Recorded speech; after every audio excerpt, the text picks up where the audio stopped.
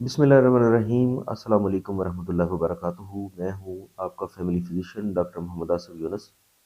Channel को subscribe करें और साथ अपीयर होने वाले बेल आइकॉन को ज़रूर प्रेस करें। आज हम डिस्कस करेंगे नींद ना आने का मर्ज़, यानी इसकी वजूहात क्या हैं। इसको इंसोम्निया कहते हैं। अ, सबसे पहले तो ये हम देखते हैं कि इसका डायग्नोस्टिक क्राइटेरिया क्या है, यानी कब हम कहेंगे कि फलां शख्स को नींद ना आने का मर्ज़ है। तो इसमें नंबर एक पे तो ये है कि अगर आपको अ, नींद आने में आधा घंटा या आधे घंटे से ज़्यादा लगता है और ये कंडीशन हफ्ते में 3 दिन से ज़्यादा रहती है और हर हफ्ते में 3 दिन ये कंडीशन रहे 3 महीने तक, तो तब हम ये डिक्लेयर करेंगे कि फ़लाँ शख्स को नींद ना आने का मर्ज़ है, यानी जिसको इंसोम्निया कहते हैं। इसकी मुख्तलिफ़ वजूहात हो सकती हैं, मुख्तलिफ़ कंडीशंस हैं, बॉडी की कंडीशंस हैं बहुत, उनको हम डिस्कस कर लेते हैं। अ, मिसाल के तौर पर सबसे ज़्यादा जो एक इम्पॉर्टेंट है इसमें, वो है स्ट्रेस, एंग्ज़ायटी, स्ट्रेस, डिप्रेशन, या जो नफ़सियाती मसाइल हैं, या जो हमारी रोज़मर्रा के अमूर में जो हम एक जिस्म के ऊपर एक या दिमागी तौर पे एक दबाव होता है, उसकी वजह से इंसोम्निया ये एक कॉमन काज़ है। जैसा कि आजकल के हालात हैं, लोगों को रोज़गार के मसाइल हैं या और मुख्तलिफ़ किस्म के सोशल मसाइल का सामना करना पड़ता है। उसकी वजह से एक स्ट्रेस डिसऑर्डर या स्ट्रेस की सी कंडीशन बॉडी के ऊपर आती है, जिसकी वजह से नींद ना आने का मर्ज़ ये इससे पैदा होता है।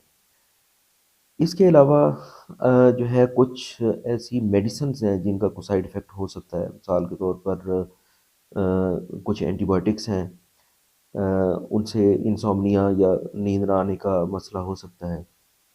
इसके अलावा कैंसर में इस्तेमाल होने वाली अद्वियात, डायबिटीज़ में शुगर की अद्वियात, हाइपरटेंशन की अद्वियात यानी कि ब्लड प्रेशर की अद्वियात, मुख्तलिफ़ किस्म की अद्वियात का साइड इफ़ेक्ट भी इंसोम्निया हो सकता है। कुछ मेडिकल कंडीशंस भी ऐसी हो सकती हैं जिससे इंसोम्निया का मसला हो सकता है। इसमें भी ये मिसाल के तौर पर इंडाइजेशन है, जर्ड है, गैस्ट्रोइसोफेजियल रिफ्लक्स डिज़ीज़ है, उसमें भी इंसोम्निया हो सकता है। मुख्तलिफ़ किस्म के अवारस डायबिटीज़, मेलाइटिस, हाइपरटेंशन यानी ब्लड प्रेशर और शुगर का मर्ज़ है। अ, इसके अलावा क्रॉनिक फटीग सिंड्रोम या क्रॉनिक पेन्स बॉडी में होना, जिस्म का रेस्टलेसनेस होना, जैसा कि रेस्टलेस लेग सिंड्रोम एक कंडीशन है।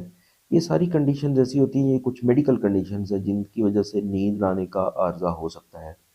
इसमें ख़ास तौर पर एक कंडीशन है जिसको हम स्लीप एपनिया बोलते हैं।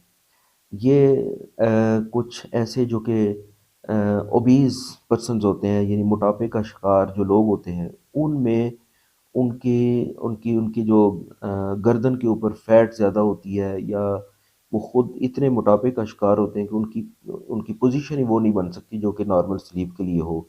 तो उनकी नींद रात में कई दफ़ा बार-बार डिस्टर्ब होती है और उसकी वजह से वो उनको नींद ना आने का मसला पैदा हो सकता है। ये भी एक इंसोम्निया की एक कॉमन काज़ है।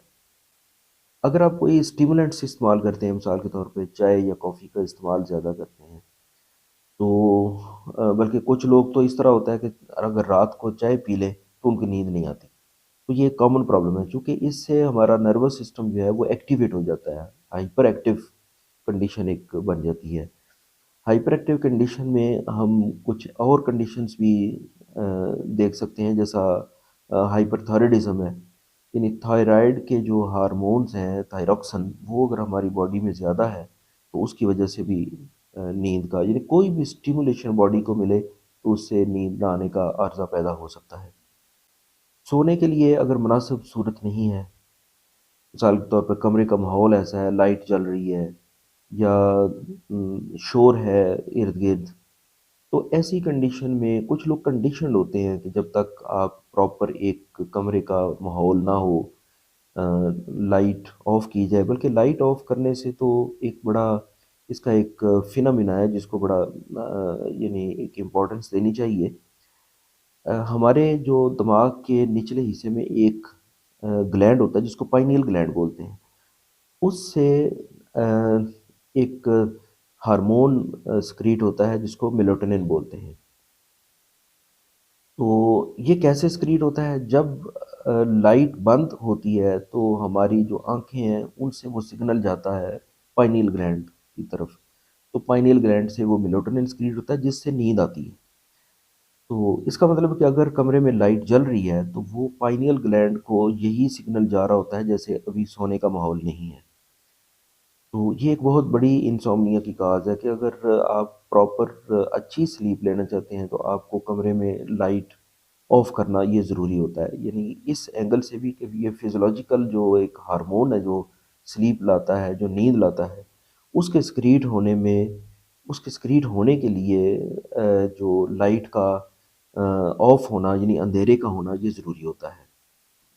اسی طرح سے بڑھتی ہوئی ایج کے ساتھ بھی نیند نہ آنے کا مرض ہوتا ہے۔ اس کا بھی جو مین فیکٹر ہے جو ابھی ہم نے ڈسکس کیا ہے وہ پائنیل گلینڈ کا بھی ہو سکتا ہے۔ ایک تو ویسے جنرلی بڑھاپے میں نیند کم ہو جاتی ہے وہ، لیکن اس کی ایک ریزن یہ بھی ہوتی ہے کہ یہ جو پائنیل گلینڈ یہ میلاٹونن سکریٹ کرتا ہے، یہ بڑھاپے میں اس کی ایفیشنسی کچھ کم ہو جاتی ہے۔ اس کی ایفیشنسی کم ہونے میں ایک وجہ تو یہ ہو جاتی ہے کہ اس کے اندر فلورائڈز ڈپازٹ ہو جاتے ہیں اور اس کا فنکشن متاثر ہوتا ہے۔ جس طرح سے فلورائڈز جیسے کہ کیلشیم ہوتا ہے، جیسے کوئی اور میگنیشیم ہے، اسی طرح فلورائڈز بھی ہوتے ہیں۔ یہ ایک کیمیکل ہے، ایک سمجھے کہ ایک ایک ایسا چیز ہے جو ڈپازٹ ہو جاتی ہے اس کے اندر، جس طرح کیلسیفیکیشن ہوتی ہے اسی طرح سے فلورائڈ جمع ہونے سے یہ جو پائنیل گلینڈ ہے اس میں سے میلاٹونن پراپر سکریٹ ہی نہیں ہو پاتا۔ تو یہ ایک بہت بڑی وجہ ہوتی ہے کہ بڑھتی عمر کے ساتھ جیسے جیسے پائنیل گلینڈ کی کنڈیشن خراب ہوتی جاتی ہے، وہ اس کے ساتھ ہی جو ہے وہ میلاٹونن بھی کم ہوتا جاتا ہے اور نیند نہ آنے کا مرض اس میں عام ہوتا جاتا ہے۔ اس کے علاوہ ایک کنڈیشن ہوتی ہے جس کو ہم جیٹ لیگ بولتے ہیں، یعنی مثال کے طور پہ اگر ہم دنیا کے ایک حصے میں رہ رہے ہیں، یہ پرانے وقتوں میں یہ کنڈیشن نہیں ہوا کرتی تھی، کیونکہ سفر جو ہے وہ بڑے سلو ہوتے تھے اور ساتھ ہی ساتھ ہمارا جسم جو ہے وہ سچویشن کو اڈاپٹ کرتا جاتا تھا۔ لیکن ابھی اگر ہم بہت دور ممالک سے جیسے امریکہ سے، کینیڈا سے پاکستان کی طرف سفر کرتے ہیں یا پاکستان سے ان ممالک میں جو کہ 12-14 گھنٹے کی فلائٹس پہ آتے ہیں، تو ایک ہی دن میں جو ہمارے جسم کے اندر جو میکانزمز ہوتے ہیں وہ اتنے چینج ہو جاتے ہیں، باڈی ٹیون ہوتی ہے ایک خاص اس پہ، یعنی بایولوجیکل کلاک جو باڈی کے اندر ہوتا ہے جو نیند لانے کے لیے 24 گھنٹے میں جب نیند کا ٹائم ہوتا ہے اس وقت باڈی کو تیار کرتا ہے، وہ ٹوٹلی الٹ ہو جاتا ہے یا ڈسٹرب ہو جاتا ہے۔ تو وہ چند دن تک یا کچھ ہفتوں تک یہ کنڈیشن رہ سکتی ہے کہ وہ چونکہ ادھر جب بندہ آتا ہے تو ادھر دن ہوتا ہے جبکہ وہی ٹائم اس کا سونے کا ہوتا ہے، تو بایولوجیکل کلاک جو ہوتا ہے وہ ڈسٹرب ہو جاتا ہے، جس کی وجہ سے جو ہے یہ کچھ ٹائم کے لیے ایسے لوگوں کو یہ پرابلم رہتی ہے کہ ان کو نیند نہ آنے کا مرض ہو سکتا ہے۔